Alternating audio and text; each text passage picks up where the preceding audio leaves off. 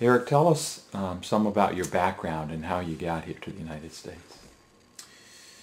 Yeah, 7 years ago, June 26, 2001, I landed at Dallas Airport at 11 o'clock.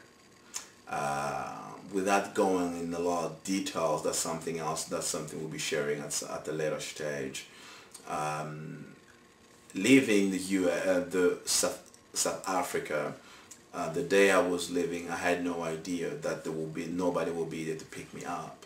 So when I landed in Dallas Airport, there was definitely nobody there to pick me up. So my life was completely, when I was flying in, it almost like I was flying in a dead zone, not knowing what's gonna happen, not knowing what to be my next step.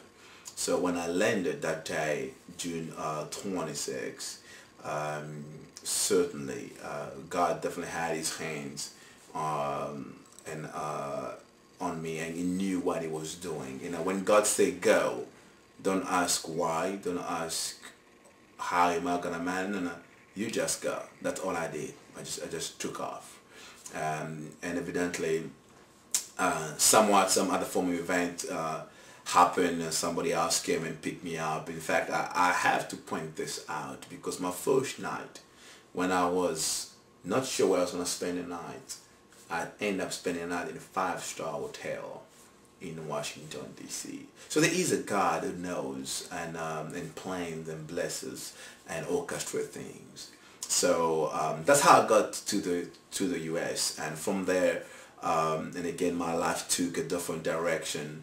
It just and again orchestrated different events. I ended up spending 6 months because I knew this gentleman who has given me the apartment. He said, okay, I've worked with you in Central African Republic, and he said, okay, I can give you my apartment for, you know, as long as you want, you can stay there.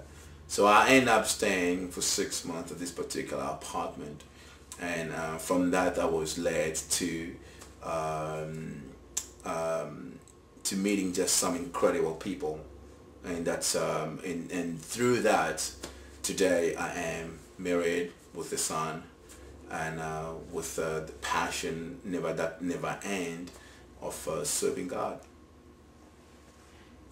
How did you get to Culpeper? Um, how did I get to Culpeper? That's very interesting.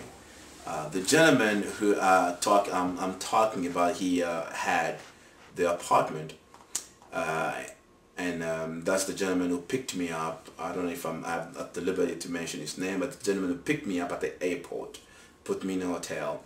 I spent 2 weeks with him in DC, and he said, I have an apartment in Culpeper. I don't know, since you were waiting for the family who's supposed to pick you up, but they're not here, you can wait for them here as long as you want, and at the same time, you know, you can stay there, and the apartment is fully furnished. So I had nothing to go back to Africa, so I was like, let me wait for the family so we can be able to connect and so on. We took a trip just to check Culpeper out, and we came down to Culpeper, and I was like, okay, it's very quiet, and there was almost nothing here. It's like I can live here, so it's like I can do that.